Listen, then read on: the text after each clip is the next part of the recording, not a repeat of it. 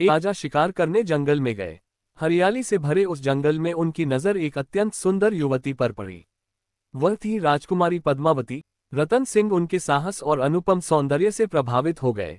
धीरे धीरे इन मुलाकातों का सिलसिला बढ़ा और दोनों के बीच मित्रता का बंधन गहराता गया। यह मित्रता शीघ्र ही प्रेम में बदल गई। राजसी परंपराओं और वैभव के साथ उनका विवाह हुआ।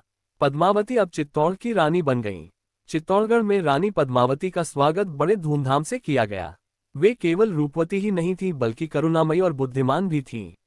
महाराणा रतन सिंह और रानी पद्मावती मिलकर चित्तौड़ के राजकाज को आगे बढ़ाने लगे। इसी समय दिल्ली का सुल्तान अलाउद्दीन खिलजी, जो महत्वाकांक्षी और लालची शासक था, ने रानी पद्मावती की अनुपम सुंदरता की चर्चा सुनी। उसके मन में लालसा जगी कि किसी भी कीमत पर उसे रानी को पाना है। उसने चित्तौड़ की ओर कूटनीति का रास्ता अपनाया और राजा रतन सिंह को संदेश भेजा कि वह केवल रानी का दर्शन करना चाहता है।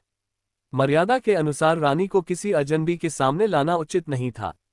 इसलिए रतन सिंह ने युक्ति अपनाई। उन्होंने खिलजी को आईने में रानी पद्मावती का प्रतिबिंब दिखाया। केवल एक झलक से ही खिलजी रानी पर मोहित हो गया और उन्हें पाने का निश्चय कर लिया। उसने झूठा मित्रता का दिखावा करते हुए धोखा दिया। खिलजी ने राजा रतन सिंह को बंदी बना लिया और संदेश भिजवाया, अगर रानी पद्मावती मेरे हवाले कर दी जाए तो मैं राजा को छोड़ दूंगा। रानी पद्मावती ने हार मानने की बजाय अपनी बुद्धिमत्ता का परिचय दिया।